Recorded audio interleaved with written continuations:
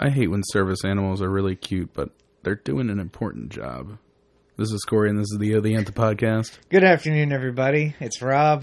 I won't go off on a rant about how that lady definitely just got something off the internet to bring her dog to a baseball game. It's alright, I'd do the same fucking thing if I had a dog that cute. God, I love Bernese Mountain Dogs. So, welcome to episode 116 of the The Anthem podcast. Whether you're listening to us at otheanthem.com, which you should be, or on your podcatcher of choice, whether that's iTunes or Stitcher, Dogcatcher, Google Play, or Podcatcher? Pocket Cast. I always fucking forget that. I don't know why. Pocket Cast, which is, of course, our personal favorite, the one that we are using and promoting now. And, of course, not getting any money from, but we still love it very much. No matter how you're listening to the sound of my voice, welcome to episode 116.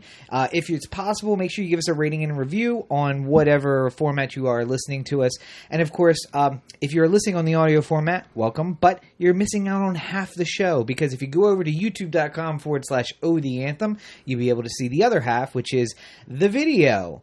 And, of course, we have both of us live in studio here, deep below the earth in Parkville, Maryland, at the glorious The Anthem Studios, as well as the center screen here, the sidebar over to Corey's right, your left as you're looking at the screen. So much going on. So much fantastic stuff. Yep. So make sure you give us a rating and review. It helps us climb the charts. And thank you guys for listening, as always. So, the news of the week. Wow. How do we cut it down? Well, Here we go. Lightning round from the top. Let's go. We successfully did a lightning round. Yeah, but I'm all up on it. There's no way we're going to successfully lightning round these things. Okay. I want to start locally. Yeah. Just because we are your Baltimore podcast. So we might as well start there. Clearly, yes. Let's just hope the mobbies remember that this year. The verdict in the Cesar Goodson case came down. It did. And much as we predicted last week, it was not good for the state's attorney's office. Well, no. It was exactly what the state's attorney's office wanted, I suspected. It was not good for Freddie Gray. Mm-hmm. It was not good for his family. And it was not good for the people of Baltimore. Because it has imbibed the police department with a sense of invulnerability. As shown by their text, or their tweet, which came out just before we went live, of Leo cheersing from The Great Gatsby, where they said to the subpar Gatsby. The subpar Gatsby. But that picture, everybody knows the meme. Yeah. And it said, to the defense for the Baltimore Six, FOP, and the officer's name, which escapes me now. The one who's investigated for Taylor. Taylor, who the state's attorney's office is now making the scapegoat for why all of this has gone wrong. Right. Don't let that fool you. This can all be laid right at the feet of Marilyn Mosby and the entire Baltimore State's Attorney's Office. Christ, where do you even start with this? Well, I think I'd like to start with this point. If you haven't, and I understand why you haven't, because usually these things are pretty boring and long. Judge Williams, in reading this, went 45 minutes in his verdict. But go ahead and read the text of his decision, and what basically it's the court record of what was said. Yeah, transcript. Transcript. Yeah. Because it's not like he just said, there's not enough evidence. Right. Moving on kind of thing. He eviscerated the state's attorney's office. Yes. He basically said, in profound judge language, said, why the fuck are we here? Yes. You wasted everyone's time with your ridiculous nonsense. I award you no points, and may God have mercy on your soul. And so I had hope. Last week we talked about the fact that he was most likely going to walk on all charges, and the general acquittal was what we expected. But for those of you who aren't familiar with the way that Maryland law is, you can't have recording devices in the courtroom. And now that includes cell phones even. So what we got from people is that it seemed as though the Baltimore Sun, whose reporters I follow on Twitter, were kind of running in and out of the courtroom and trading off. So one would tweet and then go back in, and then the other one would come and kind of keep us posted. So like Fenton would be in there and run out, and Rector would come in. Right. And they were just kind of trading off. And then so the not guilty on the second-degree murder basically came out right off the top. Yeah. And then he went Well, I mean, in his language, he was basically spelling out that none of this is going to go well. Right. But when you come off the top with an acquittal on one charge and then go into an explanation, there remains hope that maybe you say, but. Yeah. In the dereliction of duty or in the whatever, I found that despite the fact they could not prove the depraved heart murder, that the state did prove it. But so, it came down at 10:30, and at 10:32, Justin tweets like, not guilty of second degree murder. And then I think it was Rector actually, and it comes back and it's like the judge is giving a prolonged verdict reading, right? And for those of you in the legal world, that can be very good because what you would do typically is to preserve on appeal your reasonings for finding him guilty, because the defendant's always going to appeal. Well, this kind of defendant is always going to appeal. So you want to say, here's what the law says. Here are the points. This is why I found him guilty, because all four things that are necessary, I found that the state proved. And that's when you get those long verdicts, you're like, all right, yeah, we're going to get one. And then just kind of out of nowhere, another tweet from Dustin, like, nope, acquitted on all charges. And then when you read the transcript, it's just like, aptly, you've put it aptly. What are we doing here? You've wasted time. The state could not settle on one theory of the case. They have basically asked the court to say, but for the actions of this officer, the injury would not have occurred. But this is not civil law. They're basically putting on a civil lawsuit, not a criminal case. So, and all I could think of most of this week was one thing that Williams particularly went into was they use the term rough ride anytime in court that they felt that they wanted to sort of lay the hammer down. They used the term rough ride, but they never at any point proved anything that would be relatively considered a quote unquote rough ride. Right. They never showed that at any point did Goodson speed up to 60 and slam on the brakes or, do anything.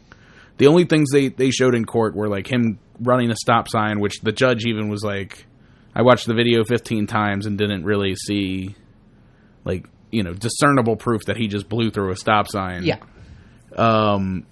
Or that, there was one intersection where they were claiming that he ran through a stop sign, but he had full view of all traffic coming from all directions. Yeah. And had sort of, rolling stopped. California rolled it. Yeah, he saw that people were... there was nobody there, so he didn't see the need to, put the pressure on for 3 seconds and go forward. Which, by the way, laws don't apply when you're a cop. But anyway, I think... To be fair, though, I guess in Baltimore City, traffic laws really aren't their biggest concern. They don't really care so much. But what are you going to... What part of him, rolling a stop isn't a rough ride?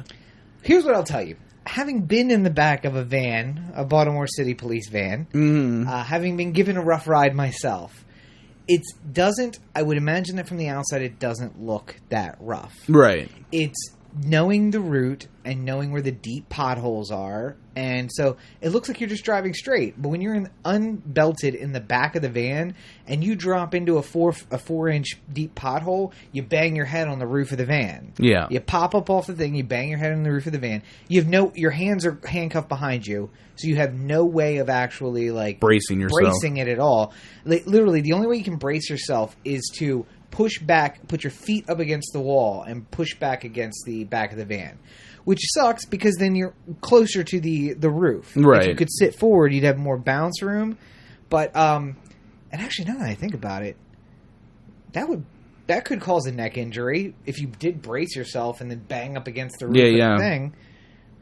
Did I just solve the case? Did I just solve Freddie Gray's case? But no, so that happens. So you hit a pothole and it doesn't look like that bad, and you accelerate and it doesn't look that bad. But you're in the back of a very slick. There's no belts. There's no nothing. And when they accelerate, even if it doesn't look that bad, you slide off the back and into the door. I mean, I can take a aggressive turn. Yeah.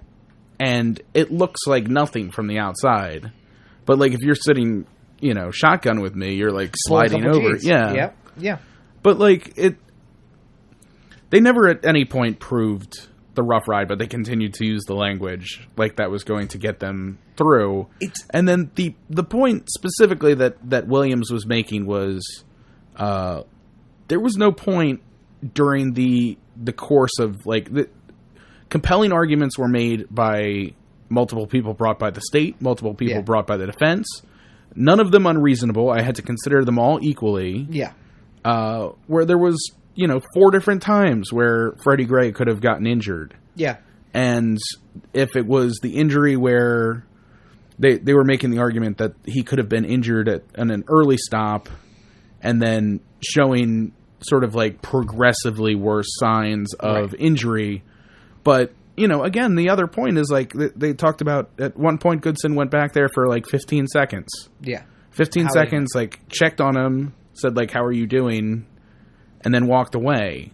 If he's just, like, if he's concussed and, like, feeling like, like, the neck's broken and he's, like, trying to, like, compel himself and is just like, you okay? It's like, It's like... Or if he's Rob and he says, are you okay? And he goes, fuck off, cop. Right. Shut the door. Here we go. So... But, I mean, like, I feel... If this was a case against... like one of us. Oh, we'd be going to jail, man. No, but I'm saying, like, and they brought the same evidence to one of our, like, if I threw you in the back of my car and rode around a while, and then at the end of it you had a broken neck. Yeah. And they brought the same kind of evidence to try and prove it, they wouldn't get a conviction there either. I disagree. You think? I disagree. Even with the angering of the judge in the pretrial? Well, so here's the thing. The difference is, most likely, well, you or I are different because access to legal aid is there. But for your average defendant, they wouldn't pick up a lot of that pretrial stuff. And when this evidence that gets discovered mid-trial and we find out that the state's attorney's office has just not turned it over, we would never know. Yeah. And the average person takes a plea because they look at what the state has turned over and they say, well, sure, there's nothing exculpatory. This is what we have. I can take a plea or I can risk second-degree depraved heart and do 25 to life. Yeah. Or they're offering me a plea of 8 to 15, and because I'm a cop, I'm going to get ADSEG the entire time, and I'll do 2.5. Yeah. It's it's a violent offense, but it's a non-violent. They'll classify me as a non-violent first offender, and they want to get my ass out of there as soon as possible because they have to give me special treatment the entire time I'm inside. Yeah. So if an average defendant is in his position, they take a plea. But he's got I don't want to call them the dream team. They're not the dream team, but they're a group of very highly paid lawyers with an entire staff working on this stuff, and they missed something because a very good investigator. At Such a Putz on Twitter. If you tweet at him, make sure you tell him you heard about it here. At the Anthem and at Robert N. Cheek. But at SUCHAPUTZ went through all of the footage that the state provided, and there is time missing in the video. Yeah. And in the video, it shows other cameras that were not provided. So there are other cameras and other angles that were not provided by the state. So when you say we didn't have any evidence of a rough ride, we don't know. There might be there. They might just still be holding on to it. And this is what the Baltimore State's Attorney's Office does. Well, and that's the thing. I feel like going in, we agreed on this. Many legal experts throughout the city agreed on this, and nationally too, that this was a big overreach on charges. It was. They were doing the let's charge them with everything we can possibly think of and see what sticks kind of thing. Yeah. Which, is certainly a defense or certainly a tactic to take. Also the tactic at the Baltimore City State's Attorney's Office. But they didn't really have any of these cases. The chances of getting a conviction on any of these trials was going to be tough, and everybody said it from the beginning. Yep.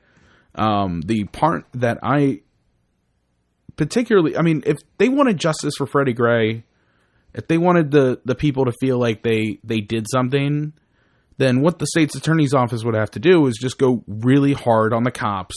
Yep. Just throw them against the wall, rough them up in court, make the whole system look fucked up. Yep.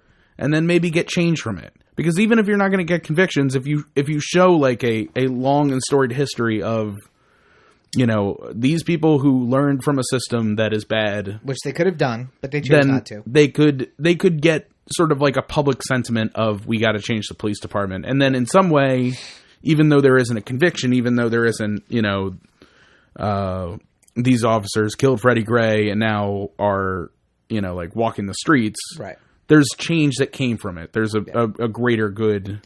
Well, and so here's the thing, though. It was never about convicting them. Never. Right. It was trying to quell the violence and the... You had a pot of boiling water with a lid clamped down. And all they were trying to do was just release a little bit of pressure. We charged them. Okay, take the clamps off. Now it's bubbling and popping up. And like, oh, look at them. They did a perp walk. But not really. But they did a perp walk. Okay, now we can put their mug shots on the TV. All right, now that we set the lid a little to the side. Yeah. And now the pressure boils away. And now over the course of 4 or 5 months, we're going to have these trials. Each one of them, not one will be more important than the other ones. Arguably this one was the most important one. But, you know, there was no violence today. There was no violence after Nero's. There was no violence after Porter's first trial. Just continued patience, calls for patience. And what did the state's attorney's office do the day that Goodson gets acquitted? They start tweeting about all of the other people who didn't get acquitted, defendants who the Baltimore City Police Department helped investigate and brought convictions for. Right. So... And I don't know who's in charge of this account and the website, but guys, not the time. Yeah. Because all you're saying is cops are above the law. Right. Because they help us bring in other bad guys. Fuck all of you. You're just these pesky little civilians that we have to deal with. Well, I mean, I brought it up sort of in brief last week when we were preemptively talking about the verdict coming in. Yeah. You know, you could have brought every single officer in. You had the ruling from the Court of Appeals that said you could bring them in, and you just can't use anything that they say in any other case. Unless they perjure themselves. Right. Yeah. But you could bring each one of them in and have them talk about what, you know, Goodson did or Porter did or, you know, Nero did or whatever, even though Nero isn't really like... Of all of them, I feel like Nero's like the most worthless investigation. Like, millions of dollars were probably spent on that trial. Yeah. And, you know, there wasn't really any point in doing it because all he was a glorified valet, basically. Yeah. He showed up. He went to get bikes. He came back. I was there. And then, he just happened to be there. They could have brought the other cops in. They could have asked them questions related to what they saw, what happened. Yep. Make a timeline that they could use when questioning other officers in other cases. Or sequester all the witnesses, call them one at a time, and look for the differences. Right. Where are we having problems in this story? Right. And then you go into talk about change, going into that, like, the cops are lying for each other. Yeah. It's clear. Look at this. Look at the holes in the story. Well, not only that, but, you know, part of what makes the problem is, like, so, I was listening to, Justin Fenton and Kevin Rector on, Other Sunwriter has a podcast. Oh, it's blanking on me. Why? Anywho. Yeah. I'll put it in the show notes. Okay. Episode of the podcast, episode of a Baltimore Sun podcast, where they are all talking about the trial. And, you know, Shatso is really upset because they bring Porter in to talk. to testify, and they are under the impression that he's lying under oath. Yeah. That he's just lying up there. But there's nothing you can do about that. There's nothing you can do about somebody who's lying on the stand unless you have proof that they're lying, which they don't. And the only, like, records they have of what happened from people are the statements written by the cops, you know, like when they had to do their report on it. Right. But those can be horribly flawed too, because it's not like you're taking the cop and locking him in a room and saying, like, you know, like setting an independent person saying, like, write down everything about what happened. Although maybe we should, but you're getting, you know, cops going like, well, what happened? Well, when you write the report, make sure you write this and not that, because, you know, like, I've seen this before, and, you know, you don't want to say that you were worried about him after stop 4, because that's going to make it seem like, you know, should have done something in stop 4. Right. Yeah. And I would make them I would ask them questions on the stand. Now, granted, you know, like, I'm sure I would, if I was the lawyer, I'd be getting, like, relevant, you know, objection relevance and all sorts of things like this, but, you know, I'm sure if I was trained, there would be a way that I could tiptoe around the idea of... It's all relevant. It's all relevant. Yeah, and that's it's all relevant. And you know, there was specific times, even during the judgment, where Williams said, like, they asked if he wanted to go to the hospital, and he said yes. Right. But because his injuries didn't rise to the level of, like, you know, like, his shoulder wasn't, like, dislocated and hanging off of him, they were just like, well, it's not important that he goes to the hospital right now. But I mean, like, I would get every single officer up there on the stand. Yeah. I would make them say under oath. How many times do people ask for medical attention and you don't give it to them? Right. Put them on the record. Why would you give medical attention to some people and not others? And have you ever heard somebody say they want to go to the hospital and you send them there immediately? Why did you do it in that situation and not this? And what it comes down to, though, is the judge has essentially said to the Baltimore City Police Department, when you pass these rules because of whatever litigation or whatever, right? As long as you don't spread those rules to the actual officers, they're not held accountable to them. Yeah. The whole belting thing, the request for hospital means go to hospital. Basically, Goodson was able to say, I didn't see Directive 6248. Yeah. So I can't tell you. I don't know what it says. But if the officers, I mean, the worst that Goodson really got in the judgment was William saying he should have buckled him in. Yeah. But at the same time, that is, for the sake of him not knowing the code, right, a judgment call. Yep. And he didn't see anything that rose above him not being able to make a fair judgment call, And here's which is whatever. I mean, like, it's, he basically said, like, you could have avoided a lot of shit if you just buckled him in, and you were supposed to do it, and you should have done it, but legally speaking, like, as far as the law goes, there's nothing I can do about this, but I'm going to scold you about it. This is the difference between a civil law action, which is the only thing he really had, was him being able to scold him in the judgment. The difference between a civil law action and a criminal action. Civil law action, you can skip through. You can kind of just skip through the timeline, get to the point of, was there something you were supposed to do? Right. Should you have known that you were supposed to do that? Whether or not you actually did know. Should you have known? Okay. Did you do it? No. Liability. That's really what it comes down to. Yeah. The state's attorney's office treated this as if it was a civil law case. Because in a criminal case, rule number one is you never use a term until you have somebody who can come in and define that term. Right. And when you use the term rough ride, which we pointed out earlier, they used a lot. And no one ever defined what a rough ride was the entire time.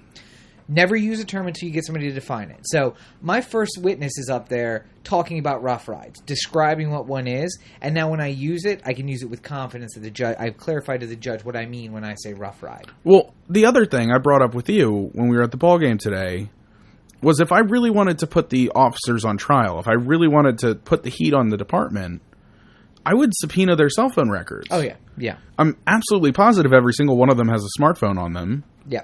It's in their pocket. It's got GPS running.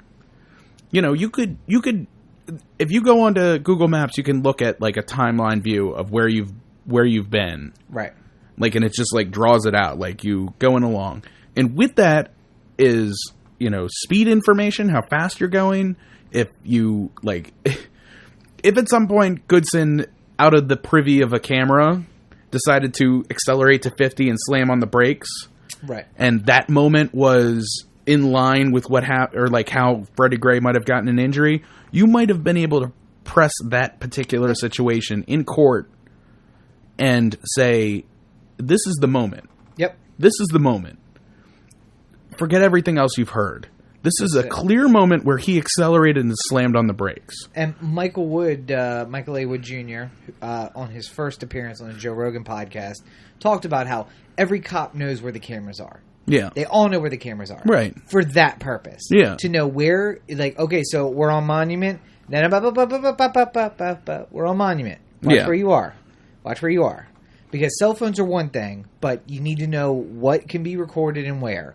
So all those big breaks in the footage where it's like, okay, now we're going to skip ahead by 40 seconds to where he makes the left-hand turn and he comes into screen. Yeah. We don't know what happened in that 40 seconds. He could have literally accelerated to 50 and slammed on the brakes twice, 3 times, come up to that interchange, made a nice calm left. Yeah. Now I know I'm back on the cameras, and here we go. So.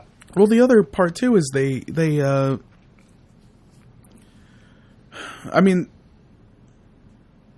one of the points Williams was making, especially regarding the depraved heart, was there was no interaction that anybody could show of Goodson and Freddie Gray prior to this.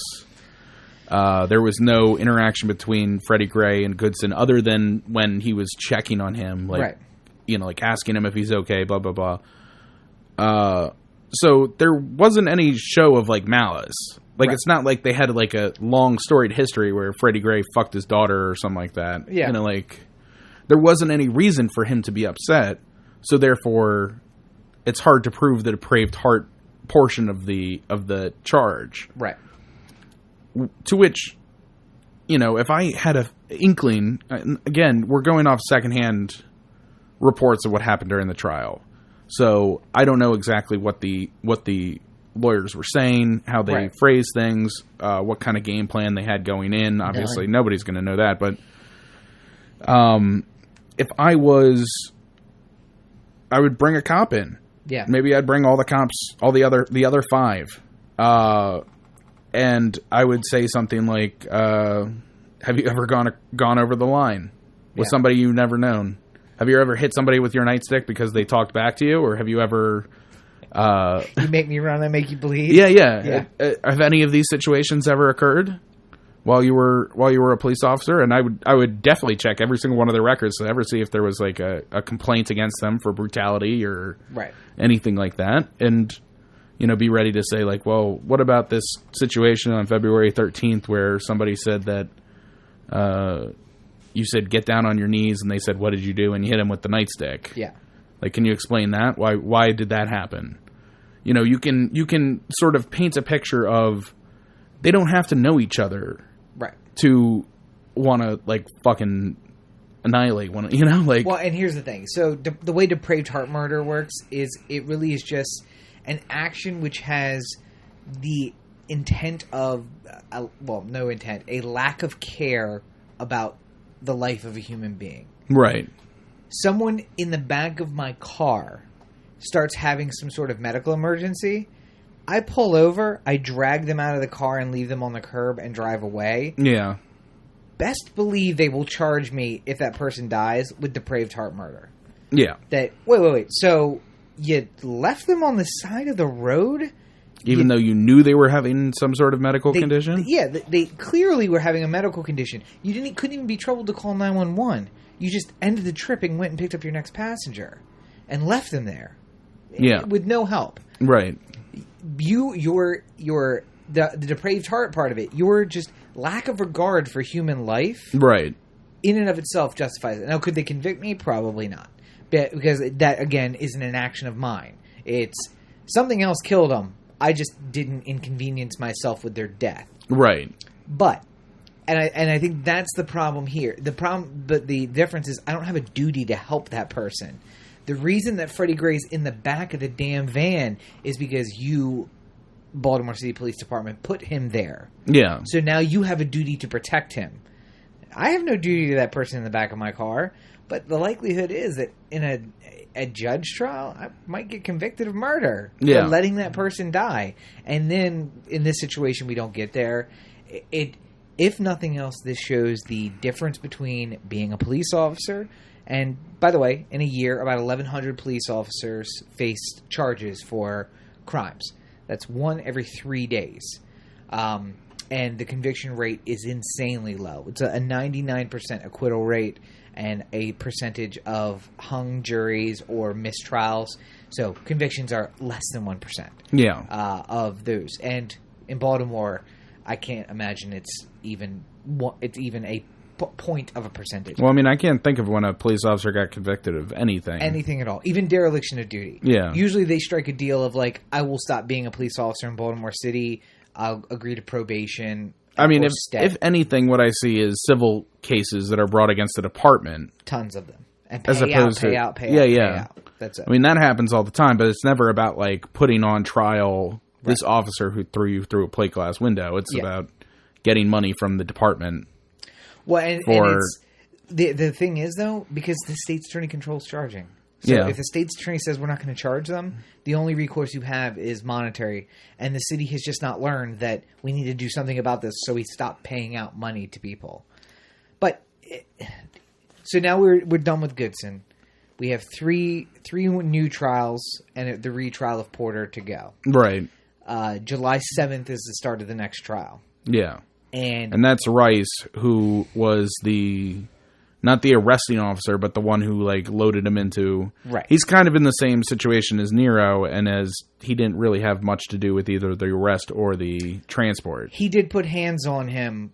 He did put hands on Freddie Gray to put him in the back, though. Right. I don't even think Nero did that. Nero was just present. Yeah. And they tried to get him for a dereliction of duty or whatever. But the question is whether or not they even pursue it at this point. All of these are going to be before Judge Williams. And Judge Williams has said, this is what you need to do to show me that there has been some sort of something.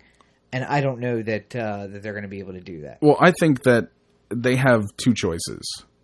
Either you go hard against the department and sort of take like I don't care if I'm getting, I don't care if they're actually going to spend a minute in jail. I'm putting the department on notice. Exactly right. And I'm trying to make a change for the future. Or you just drop all the cases and fucking move on. Because if you're going to do the same shit you've been doing in the first 3 cases, which is not anywhere close to trying to prove any kind of guilt, then you're just wasting our money. Money and time and... and it's not... We're giving tax breaks to billionaires. We're giving. Thank God Freddie Gray's family got a payout prior to any cases. Because I mean, I know there was a lot of people going like, "Well, if you waited till the end after they convicted them all, then nope." Yeah. Thank God they got out because at this point it's going to be like, so like what, like $10 or free bus pass for a year? What do you want? $10,000, I guess, or what? Yeah. What's a life worth? Yeah. Well, his life especially, because I mean, like if it's anybody's life, they sort of look at how valuable it is against, So good for the family, and I am proud of Baltimore because of all the trials, this is the one that could have had an outlashing of violence. Yeah. And I heard that there were 1,500 cops in the city after the verdict was read. Yeah. 3 police helicopters. 15 protesters. Yeah. So there was a police helicopter per every 5 protesters in the city. So not only are we wasting money on the trials, but this overreaction to the possibility of a protest or violence. Well, also the National Guard was on standby. So now we're using federal money. Yeah. State and federal money. Thank God. Thank God we have so much money to flow away. By the way, how are the schools doing in Baltimore? Not great. Yeah. Also, there was they were talking about shutting down the city government because they didn't have money for after school programs. I wonder where they could have gotten some money for after school programs. Yeah. Just I don't know, just throwing ideas out there. How about we just fire all the cops and start anew? Just start anew, or just say no cops. Forest fires are good for the forest. You know, they clear out the dead wood and they. Fire them all. See if it gets worse. Because you know what? I'm not sure it could get much worse than it is right now. Let's let all the older people on every block in Baltimore start. Just give them a little bit of a police power. Like the ruler, we just need to give him like a steel ruler. Like, hey, stop that. Stop that. Or just put body cameras on them. But, I mean, I don't know that the police are doing anything other than serving their own interest and protecting the white L in the middle of the city. Wait a minute. Yeah. Maybe we can get rid of the police completely? Mm-hmm. You know, like the electronic ankle monitors? Yeah. What if instead of those, you just force people who have been, like, who are on probation or something like that, to wear body cameras that are just on all the time. So if they're out on the street doing ridiculous shit, then it's all being recorded, all uploaded to the cloud. And then you don't need to have police officers out there busting heads. You just have like a record of. Hey Google, can we get a break on some cloud storage, or what's going on with that? Yeah. Or the city of Baltimore could just secede from the union, and what we can do is just declare martial law, like it seems like they want to do anyway. Yeah, bring in the army, we'll secede from the union, and maybe just build a big wall around the entirety of the city and just cut us off from the rest of the world. Because it seems like that's the thing to do. Trump wants to build a wall. UK is seceding from the rest of Europe. It's time. It's time for that. So, well. We're getting into the Brexit now, which, according to Google searches in England, is something that... Good God. I think that's my favorite part, is the day after. Yeah. The second most popular Google search was, what is the European Union? Like, maybe the day before was the time for that search. Listen, guys, we've said it before. Idiocracy is literally coming true. Yeah. People are just voting out of... Well, and here's what... The naysayers were saying, this is not about the EU. This is all about immigration. You're making it all about immigrants. Right. This just proves it. Because people didn't know what they were voting for. Right. They just said, "What? No immigrants? Sounds good to me." And the guy who was trying to promote the whole thing was lying the whole time, essentially, because as soon as it passes, he walks back everything. His first interview, they say, so this means that we're going to have more money for... Well, I never said that. I didn't actually say that. No, that was an ad you ran. Well, no, that was a ad that was run from an independent group. An independent group that you head. Yes, well, I had that group, and yes, they were on our side, but I did not approve. But I didn't say anything. I didn't tell them to say it. Yeah, okay, so basically, and the news reporter is just like, you realize that 17 million people voted. How many of those people voted because of that advertisement? Well, I can't tell you, but I wasn't responsible for the content of that advertisement. Right. Okay. All right. Good job. And do you find it ironic that the other guy looks a lot like Trump? Boris Johnson, former mayor of London, Boris Johnson. Him and Trump are like brothers from another mother, honestly. So here's they're going to be best friends when he's prime minister, and God, I hope not. Although they're saying that he's in the list, he's in the running. Because people will back him. So, right. The Tories are still in control, though. So, Cameron's stepping down. They'll have to elect a new prime minister within the Tories. Mm-hmm. And then I guess they decide whether or not they're going to have a national vote on the parliament itself. So, let's do a little bit of a rundown for the ignorant Americans. Not that any of our listeners are ignorant, of course. Right. But if someone were to stumble on the podcast to know what we're talking about. Well, hold on too. Yeah. I understand that we're going to be talking about the climate of the global economy. Yes. And we're going to be getting into some kind of like opaque financial terms and... Mm-hmm. The people tune in for the camaraderie and the fun and the relationship and the laughs and yes. And I'd hate to think that somebody's going to have to sit through 20 minutes of financial talk and they're just going to be bored.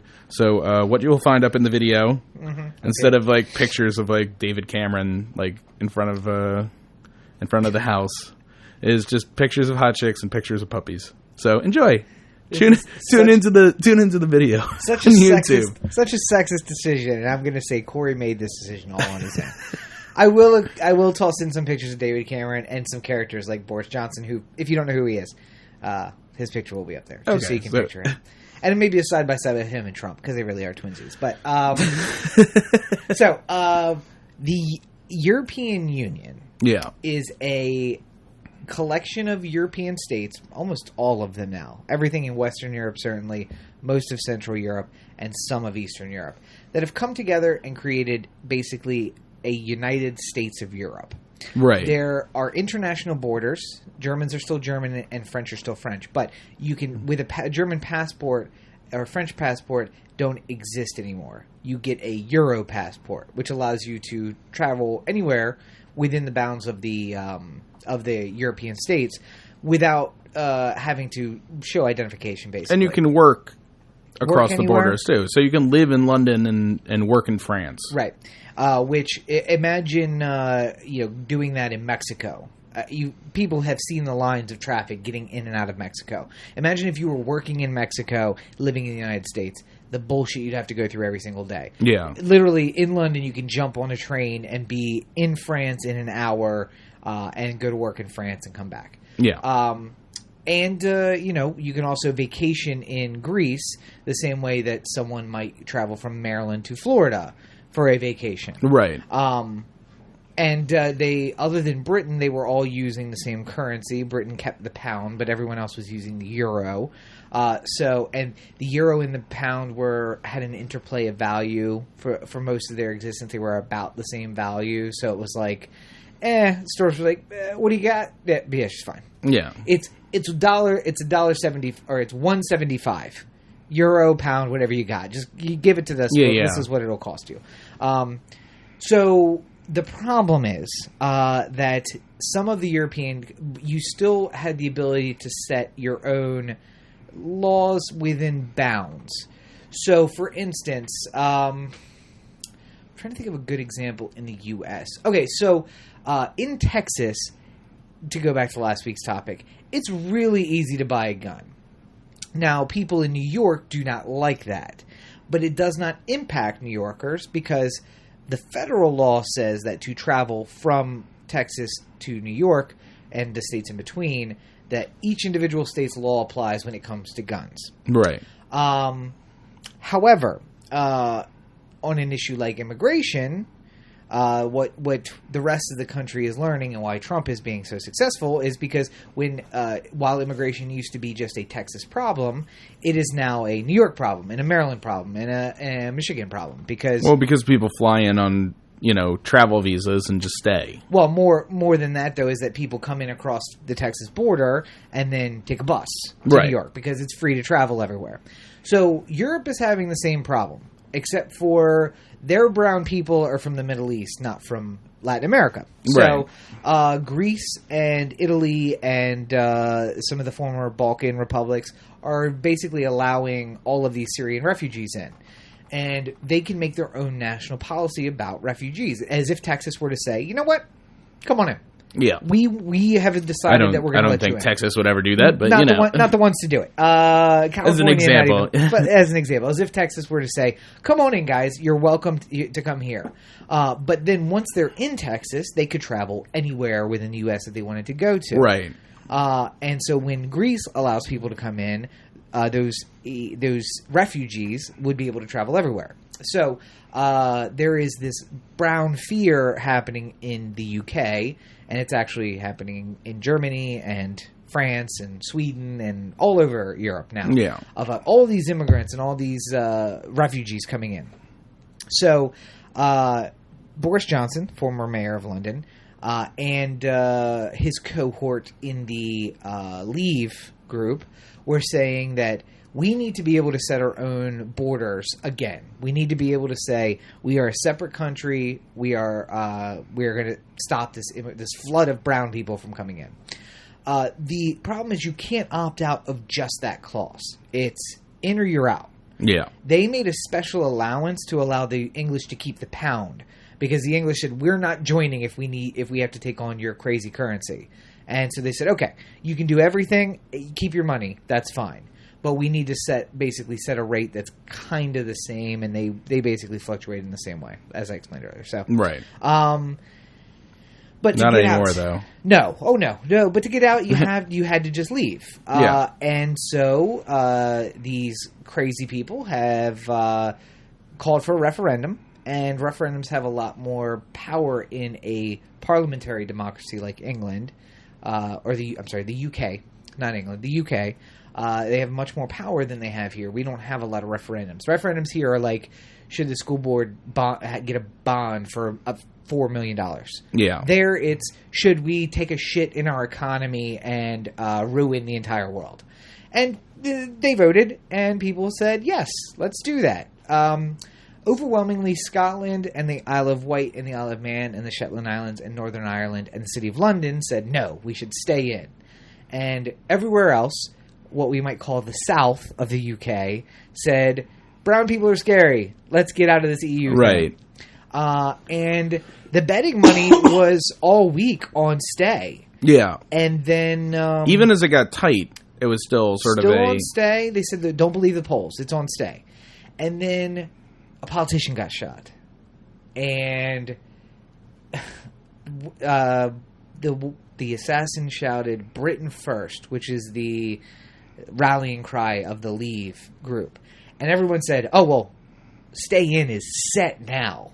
Because everyone's going to be reactionary against the Brit first people.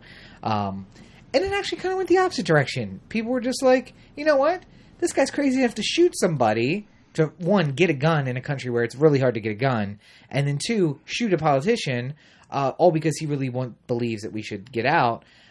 These people did no research, apparently, not until the day after the vote. Right. But decided that they wanted to get out. So they voted, and 52 to 48% of the country, they're leaving the EU. Yeah. And so I mentioned kind of briefly that I guess we'll get into that later. But so at like 11 p.m. Eastern Daylight Time, the news broke that like, okay, so we're getting the votes in, and this looks to be a lot stronger on Leave than we thought it would be. And then at 12:30, it's like, okay, things are getting a little scary now because Leave is actually up, and this could be bad. And at 2 a.m., it's officially announced Leave is the winner. All precincts have reported in. They have voted to leave. There's celebrations. People are celebrating. Yes, Britain first. Yes, we're out. And then the Asian market said, "Da fuck," and down, just tumultuously downward. And when the European, well, the pound's at a 31-year low. Well, so wait, but that happened later because because the Nikkei wouldn't allow trading on the pound, if I remember correctly. They pretty much shut that down right away. Well, and so the yen to pound is not a good determination. Well, what the big determination was going to be the euro to the pound. So we were waiting on the German markets to open to see what happened in Frankfurt when trading on the pound actually started up. So it dropped some value in the Asian markets, and people were like, wait, listen, no. We know the Asian markets kind of fluctuate a lot. They're not so stable. Just wait till we get around. And I don't know why people said that, because the people who you're saying wait on are the people who just lost. Essentially, it's as if the economies and the population of California and Florida just basically said, we're not playing in this United States thing anymore. We're going to walk away. And the tax dollars are gone, and the population's gone, and the commerce is gone. And now instead of essentially what was free trade with California, we're not paying tariffs on everything that's going to California. Yeah. You can no longer travel to California without getting a visa. It's a big deal. So when Frankfurt opened is when the I think it had lost about 8% of its value. Actually went to about 30% of its value, and the recession in '97 brought the value of the pound down to $1.37, and it worked its way back up to $1.75. €1. 137 pounds to €1 worked its way back up to 175. Or maybe that was $1. It's very confusing. Anyway, so it's plummeted to its lowest in 30 years. There was the richest It lost 8%, which, by the way, like 1 or 2% is catastrophically bad. Catastrophic for the banks. Yeah. Banks are meeting to talk about loaning. The Central Bank of London is meeting to loan money out to banks because the collapse of the economy causes a run on the banks where people say, I want bank notes. I don't want to leave it in there because I don't trust you. This is how depressions start. The richest man in Britain lost $900 million in an hour. Yeah. Yeah. Sometimes, occasionally you count in the wallet, you're like, oh my God, what did I spend today? Did I spend $40 today? If you add up the total amount of money that all your friends on Facebook have, you're not getting anywhere close to $900 million. No. And he lost it in a morning. Yeah. Yeah. So Frankfurt reacted badly. Paris reacted bad. Frankfurt, then Rome, then Paris, and then opened in London, and everybody just went haywire, and the markets collapsed in Europe, basically. And America was down, too, just in case you were wondering if this has any effect on us. So we were the last market to open after the news. The Dow was down, at the end of the day, 610 points. Right. 400 on the NASDAQ. Like, all future stocks are completely fucked. Right. And S&P has lost all of its gains from this entire year. Yep. But in one day. And more importantly, the Dow dropped 400 points in one single minute. You can watch it in the form of a GIF on Twitter. Yeah. It is short enough that you're watching the ticker, and the guy who's calling it is like, so we knew there was going to be some instability. We're starting out down 80 points. Okay, now 120. This was not unexpected. Okay, 240. This was not unexpected that we were going to have this reaction. We knew the market's going to react. 310 down. And you could just see him like, what the fuck is going on? Like, this is not happening. And it went down like 406 in the first minute. And then bounced back midday and ended up 600 down. But these are abstract numbers, all a very big deal. Yeah. That much movement in one day in a market that has nothing in America changed. Yeah. This is all about the interplay of global markets. Futures are out of control. Can I give you a hot take you're not going to hear anywhere else? Go ahead. Anybody who's telling you what's going to happen over the course of the next year, 5 years, 10 years, has no idea what the fuck they're talking about. No idea. No idea. The reason why the markets sort of universally have collapsed like this or have reacted like this is because no market in the world likes instability. Nope. And there's a massive instability, and people are panicking, and people are making moves, and everything is just sort of crazy at the moment. Over time, it will correct itself. Theoretically. Yeah. But, I mean, there might be, a small handful of people, like 5 or 10 people, who are so well read and so well versed on not only the history, but the current financial situation of like a global economy. Yeah. Somebody who could speak, at hours about, Japan and the US and Europe and how one thing affects the other. Yeah. There's maybe only 5 or 10 people in the entire world who completely understand every single aspect of it and could speak about what might happen. And I almost guarantee you're going to get 5 or 10 different answers of what's going to happen. Nobody knows. So, I mean, as far as certainly I hate the fact that a financial decision was made roughly on a immigration decision. Yeah. Which is not wonderful, considering that this is an important enough topic that it should sort of stand alone. You think? Yeah. But I don't necessarily blame England for leaving. The UK. You don't blame the UK. The UK for leaving. Yes. Well, and I think it's important to say that because England and Wales may stand alone at the end of the day here. Yeah. Because Scotland clearly voted to stay in. Right. Scotland, which barely survived its own independence referendum earlier in 2015. Yeah. And which has now been called for yet another referendum. And trust and believe, that one's going to get passed. Northern Ireland, too, So Sinn Féin has called for a referendum in Ireland proper, about would we accept Northern Ireland back in to unite the island, and calling for one in Northern Ireland to leave the UK and then once again join. So basically, let's have two referendums at once. If they both pass, boop, you back in, and now the island is united again for the first time in 200 and some years. Yeah. Scotland is going to take the Shetland Islands and the Isle of Wight and the Isle of Man and form some sort of Scottish Republic, and then probably join the EU on their own again. Yeah. And the rest, England and Wales, will be the last bastions of the English Empire. It took them... I saw an interesting tweet that said essentially that the UK at one point controlled the entire world. And when they just realized that they couldn't control it anymore, they just said, well, fuck it, we'll burn it all down then. And that's kind of what they said. A country that spent the better part of 5 centuries. we don't know that. In the end, there's nobody who can tell you with any certainty that at the end of this all, that it's not going to work out better for England. Now, there's a lot of numbers sort of in the short term that will indicate that this is not going to be good. I can tell you, and I think everybody, the poor people of England, no matter what. Right, but I'm saying no matter what, the people who are, it's going to be doom and gloom for a while. Yeah. But you can't make a compelling argument that 10 years down the line, this wasn't the right move for England to make. I want to know what Christian Bale's character from The Big Short is investing in right now.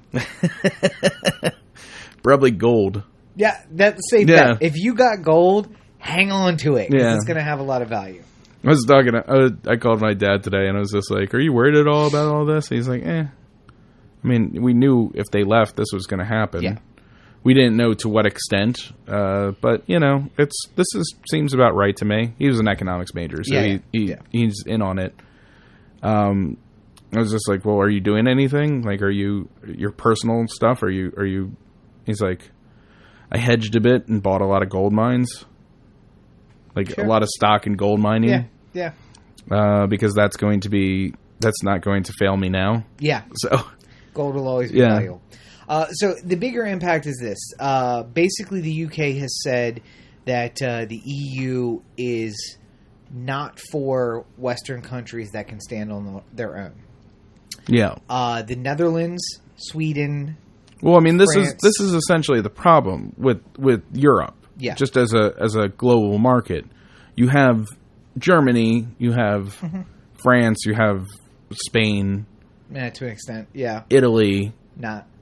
Well, I know, but I'm saying you have these large countries. Right. Well, yeah. Which traditionally have had, varying degrees of economic, success. Sure. And then you have a lot of small countries, which Portugal will never be Germany. No. It can never rise to that level. It just doesn't have the manpower or the ability to... But the problem is in Portugal, because Portugal carries its weight. The problem is Italy... or Luxembourg. Greece. Luxembourg carries more than its own weight, too. Because the wealth that's located there means that they are giving more to Europe than they are taking. The problem is that there are now going to be referendums in the Netherlands, possibly in Portugal, definitely in the Netherlands, in France, Germany. Merkel will never allow it. And luckily their constitution set up differently for not this kind of the referendum. So, but Sweden even, to leave the EU as well.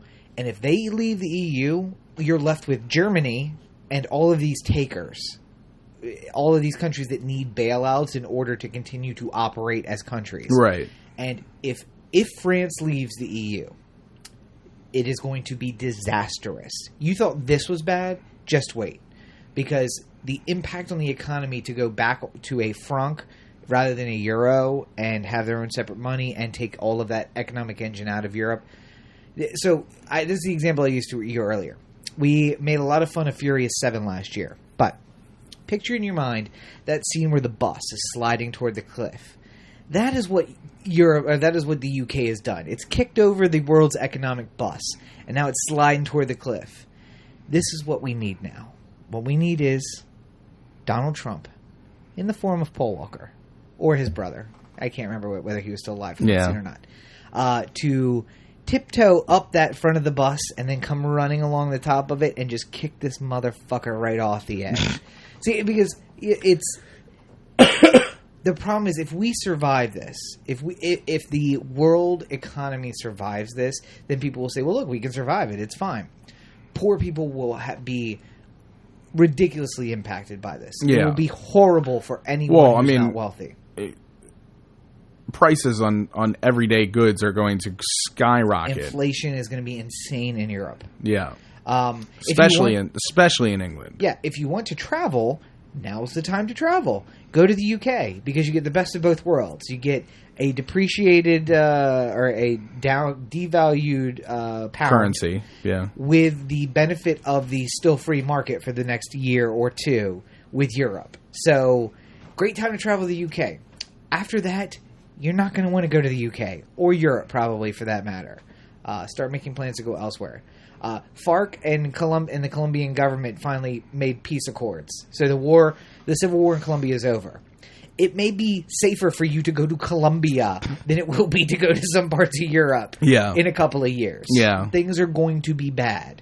And the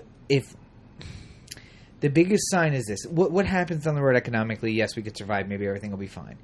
It's said that the fear of immigration can cause drastic self-harm on a nation. And we have a candidate running for president right now whose main central focus is immigration is a problem. And even if we have to hurt ourselves, in the long term, it'll work itself out. That's scary. Yeah. It's also scary that the breakdown of the vote was like all of the old people were voting to cause the self-harm, and the young people were voting to keep economic progress moving forward. Yeah. Which, again, is, if that's not a perfect example of this country, I don't know what is. But that's where we are. So, my message here is this. Vote for Donald Trump. Let's just kick this bad boy right off the cliff, and we'll see how it all shakes out in the end. We'll start a new global economy. All I know is this, that in times of economic strife, what people look for is a... Sex workers. Well, yes. Women will never starve. Women with questionable morals will never survive. Will never starve. But what they look for is an idealistic man who can stand up for what he believes in and is willing to get his hands dirty. And I have the candidate for you, right here. Now, I'm not going to use terms like president because I think that term has become dirtied. It'll be sullied certainly by the time. Right. So what do we decide on? Chairman. Yeah. So Chairman Cheek. So I'm not going to say vote for it because I think that the election is going to be unnecessary. What I'm going to say is I'm going to take on the position of chairman once it all goes down, and I will bring us to not our former glory, to a new glory, a new level of glory. We will arise like a phoenix from these ashes, and we will. I'm thinking maybe some symbolism, maybe a bird. Yeah. A bird over some kind of like... Maybe some sort of cross-like symbol. Yeah, we're a Christian nation, so maybe like over some sort of cross. Yeah. We have to make it unique somehow. But you don't want to make it like a regular cross. You want to like tilt it a little bit to the side. Tilt it, maybe bend it a bit. Yeah. Well, everyone likes sans serif. Why don't we just... Put it in sans serif? No, serif. Sans serif means without the... Oh, that's right. I'm sorry. Serif. Yeah, everybody likes serif. So we'll make a cross, we'll tilt it, we'll put it in serif, put some kind of bird over top of it. Yeah. Maybe a phoenix rising out of the cross. Yeah. Well, you got to make sure that it looks like it's rising by having all the feathers pointed directly downward. Right. Shooting up out of the tilted cross. But looking to the side because it's dignified. Yeah. What kind of... I have to figure out I wear a lot of black, so I think black should be in Well, there. yeah, clearly it should be incorporated. But, you want a strong color, like maybe a red. Red probably would be a good color. And then something that would go well with that look. Like maybe like a nice brown... Like a tan brown, not like a UPS brown, like a... Maybe. We'll have to kick around a little more, but I feel like we're on the right track there. When you kick around, make sure that you do it stiff-legged one at a time, too. Yes. Well, as I said, so I also like all the people who are making the argument that, like, and reasonable. Yeah. That the European Union was formed in a lot because Europe had a nasty habit of getting in wars with countries. Yeah. And that there wasn't any world wars since the European Union started. I don't know if this is going to start again. I think it's one of those, like, well, ever since we've been hanging up that fake bird, there hasn't been any robberies. Yeah. Like, yeah. I don't know if one necessarily means the other, but we'll find out, I guess. Well, no, what it comes down to is before nations were run by demagogues who used religion. And now we have a new religion, and it's called money. And people are going to be really pissed off that they lost money. And what they learned is, you and I trading together, we can make a lot of money. So we got to keep these plebes in line. Because if they start getting their blood up and making us go to war, that doesn't benefit anybody. I mean, wait, do you make tanks still? No? Okay. All right, so you keep making that farm equipment. I'm going to keep making the passenger airliners instead of the jet planes. And that we'll avoid the war thing. Well, let's make a lot of money. Right. So, my company, the People's Car. How do you translate that into my native tongue? What is your native tongue again? German? Oh, God. Wagen? Wagen? No, Volk? hold on. The Volk? The Volk? Volkswagen. That's Volkswagen. That's Volkswagen. Volkswagen. Yeah. Well, listen. When you become chairman, yes, you'll create a very nice people mover. I will. Yes. It'll be very practical. Mm-hmm. And then over the course of many generations, like when we get to 50, 60 years later, teenage girls will buy them because it has a little flower holder. It'll have a comeback. Remember, when we ask... That's a reminder to everyone that Hitler designed the Volkswagen Beetle, by the way. So when you were 17 years old and you had one because it was cute, you were driving around in something that killed Jews. Yeah. So when your loving chairman asks you to come down to your neighborhood happiness center, all I'm saying is do it without question. Come on down. We're here looking out for you. Don't make me get the modern day version of the Tauntaun Macoute. Papa Doc, Papa Doc, oh God, we are all over the place now. Yeah, we should move on to other topics though. Yeah, I do want to touch on real briefly. Trump traveled to Scotland, where he was asked if he brought his international advisor or his economic advisor, and his comment was, we're in touch by phone. I don't really feel like I'm going to need him. The day after the Brexit happened. And this is a man who is running for president. He is my vote for president. He should be your vote for president. Why do facts matter? Facts don't mean anything. Specifically, in regards to the why do facts matter, said when he landed in Scotland, where he's opening a golf course in the middle of a presidential campaign. Right, because of course, why? Why wouldn't you? Yeah. He said, I'm glad that Scotland decided to leave the EU. At which point, many pissed off Scots decided to reply to his Twitter. We voted to stay in the Union. Oh my God, that was a horrible Scottish accent. Just maybe take a time out for a minute. Think about puppies come back at 5. Okay, go ahead. I'm going to work on the... Yeah, but, breaking news. Donald Trump's a little bit unhinged. Welcome to the... I know you all have been waiting for us to break this story. We put a lot of research into it. Right.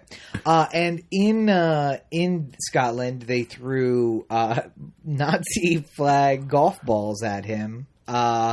And in Scottsdale, oh no, that wasn't Scottsdale. It was Las Vegas. Mm-hmm. Somebody tried to throw a bullet at him. Yeah. So now it's getting fun. Propel a bullet through a gun. Now, it's getting fun now. I didn't read too much up on this, but apparently he tried to steal a cop's gun. He bought tickets to both the Vegas and the Scottsdale, Arizona event, and he had made up his mind he was going to try and kill Donald Trump. And he walked up to the police officer and made conversation with him, several of them, until he found one that was walking around with his holster unsnapped.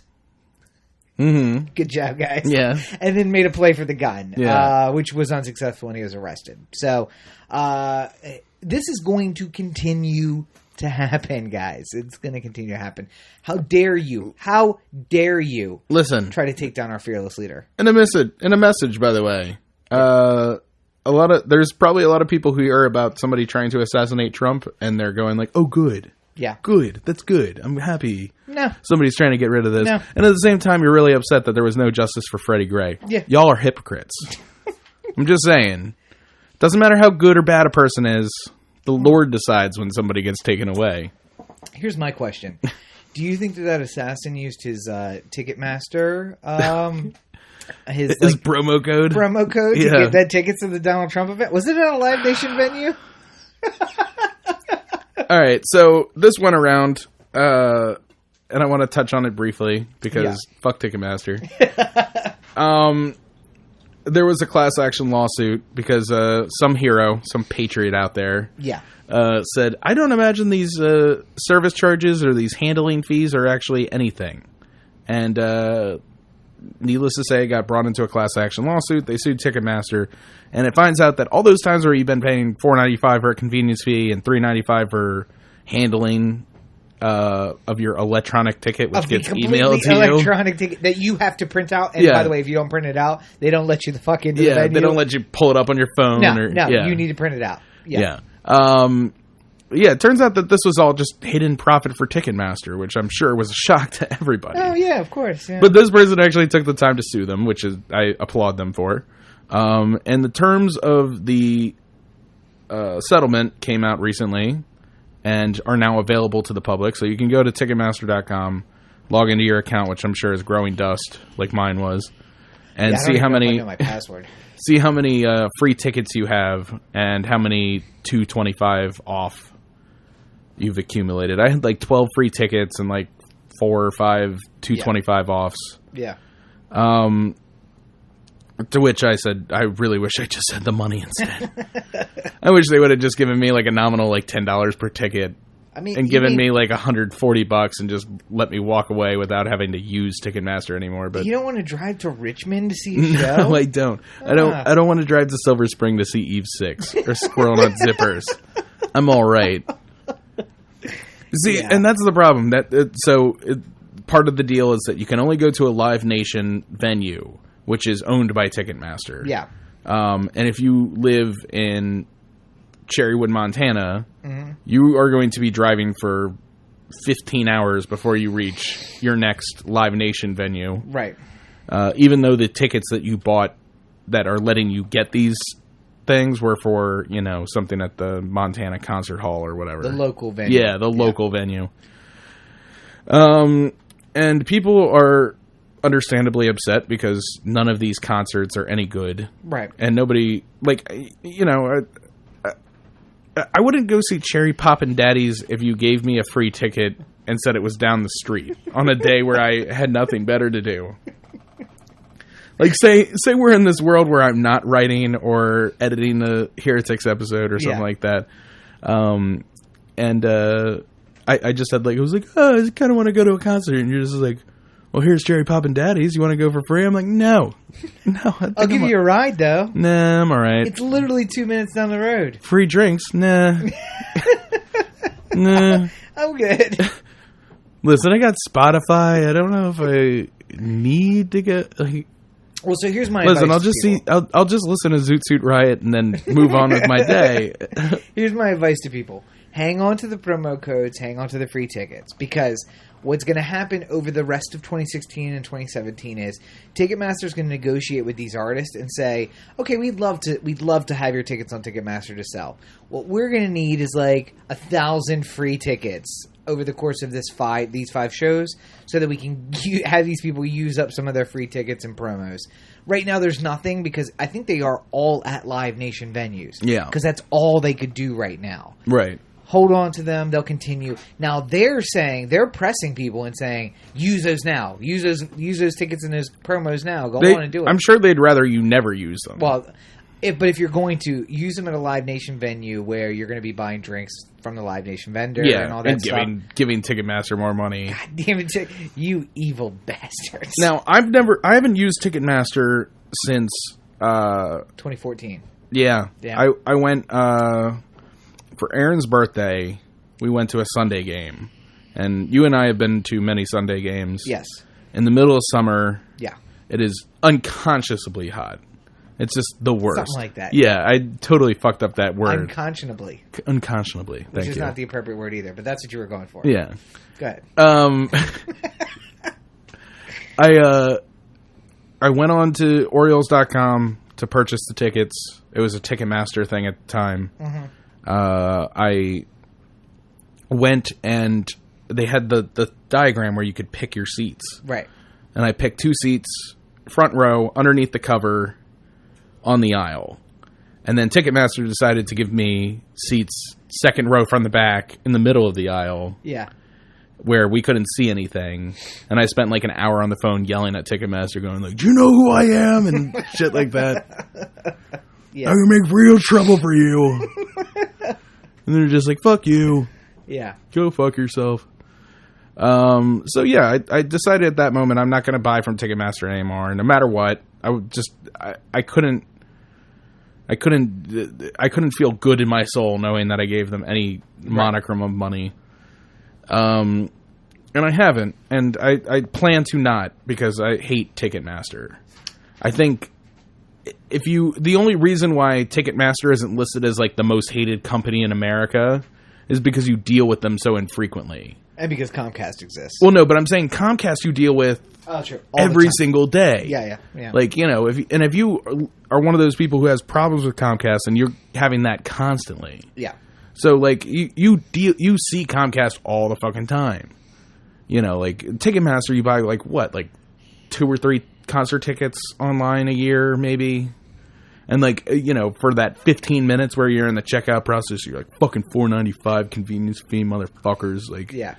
And then you move on with your day, and then eventually you go to the concert, and you don't think about it. Yeah, just enjoy the You're show. just really, like, white-hot mad for, like, just that small little fraction of a second. Mm-hmm. But I hate Ticketmaster. Yeah. And I'd like to say that if I was driving along, and I saw the CEO of Ticketmaster, Jerry Ticketmaster. Right. And his car had careened off the road and hit a guardrail and was now on fire, and he was trapped inside because... you know, the car auto-locked itself and, like, child locks were on or something like that. I would set a record for slowest call to 911. Slowest call. And light a cigarette from the fire? Yeah. Well, first I'd have to check to make sure he was in there, so I'd put my cigarette in my mouth and get really close to the fire and just, I'd be like, hey, is that you? Jerry Ticketmaster? It's like, save me!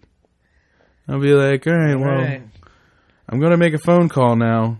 I just want to let you know that there's a convenience fee for me doing this. It'll cost you $5,000.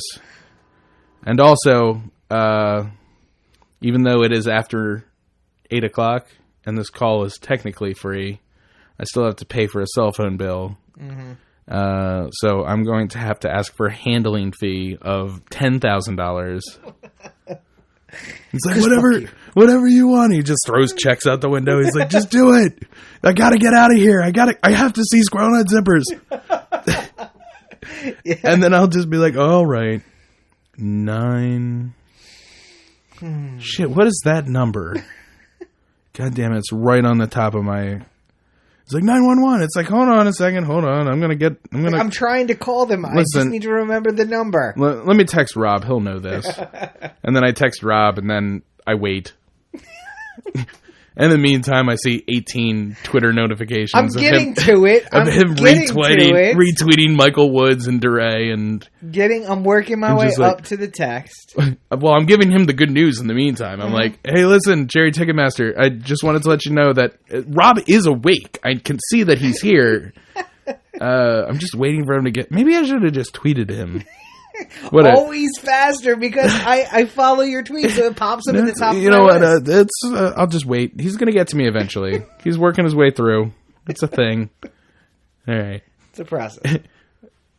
God, he must really be backed up on tweets right now. I am. I'm sorry. Always am. Sorry. Yeah. Yeah. Anyway, how you doing? Burning to death, you idiot! When you're done burning to death, do you want to take a customer survey and let us know what you thought? It'll only take 15 to 55 minutes of your time.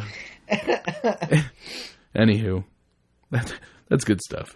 So let me ask you, do you think that I can use my free tickets to watch the Democratic sit-in at Congress? No. Is that a possibility? No. Why not? Because I think those seats are reserved for congressmen. Well, no, because the majority of which are Republicans who are not going to listen to anything that these people sitting have to say. Fair enough. The bigger problem, though, is not that. It's that the sit-in didn't really happen. It's over. Yeah. They said, no bill, no break. And then... probably took a break. Then Speaker Ryan said, we're not giving you a bill, but we're going to take a break. And they were like, all right, well, we'll come back. So... After the July 4th holiday, we'll come right back. We'll resume our seats. We're going to come back in here and we're going to sit down again. In the meantime, hot dogs.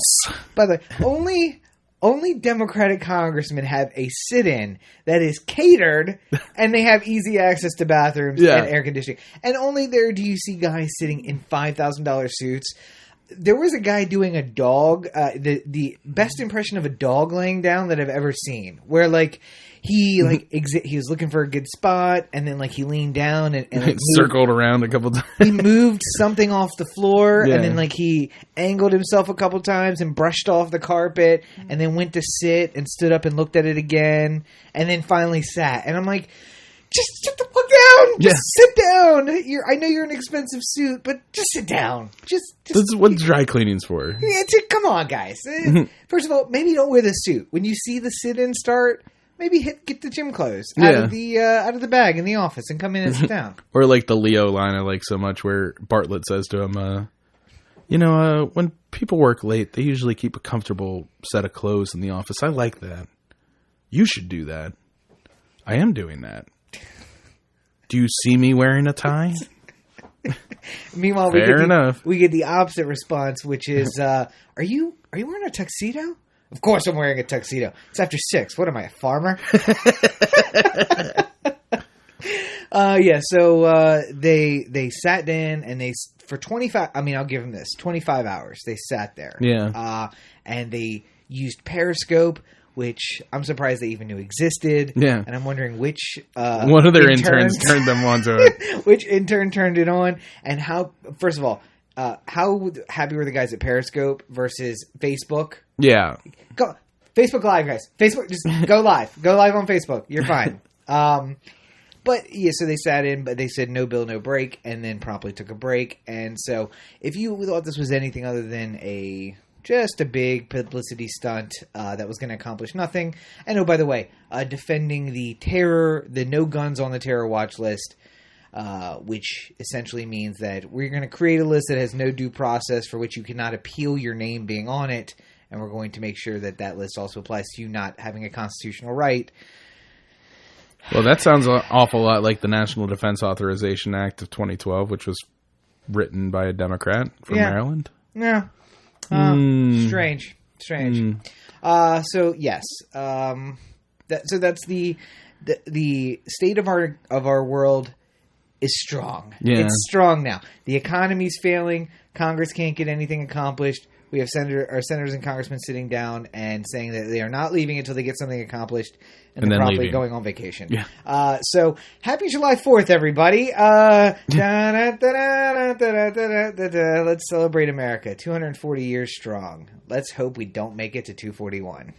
Well, you know where you can sit around in a $5,000 suit and not do much? Where's that? OhTheAnthem.com. Corey at OhTheAnthem.com. OhTheAnthem on Facebook, Twitter, Instagram. The listener line, 443-219-7595. What's that number again? 443-219-7595. And sign up for the email list if you haven't done so already, because good stuff. I know. By the way, merch is available still. Yeah. OhTheAnthem.com. And a new Heretics this week. Oh my God, so much good stuff. How do we forget to prompt that up front? just check it out on all your social networks. You'll find it. Yeah, find it. Yeah. Follow us on Facebook. You can find me on all these social networks at Robert N. Cheek. Make sure you check out robertncheek.com where you can find links to my political blog, to the news website, and to sign up for my separate mailing list, and to find my books, which are available on Amazon. Buy Rob's books. Thank you, sir. Yeah, I guess that's everything for this week. Yeah, well, we've done good here today. We've done something. I don't know if it's good. Make sure that you vote me chairman in 2016. When you die, we'll have a state funeral that'll last for 2 weeks, so everyone can pay their proper respects. Absolutely, and you could just wax me up and just stand me up in my own little in a red box right there in the square. It'd be great. Yeah. What square? Well, for now, we're just calling it the square. Yeah. We'll figure it out later. Over many years, they'll come up with new names for it. Sure, yeah. Maybe it starts at Times. Maybe it ends in Tiananmen. Yeah, you never know. You never know how these things shake out. But, as always, you are listening to the Year of the Anthem podcast, part of the Year of the Anthem digital network. For Corey, this is Rob. Have a great week, everybody. Maybe we should leave the EU. We absolutely should leave the... Actually, I think we should go to the EU. The Anthem nation. I'd have a better time setting up my own republic in the defunct EU, I think, at this point. Build an island outside. Rob Land! Go to hell, bitches.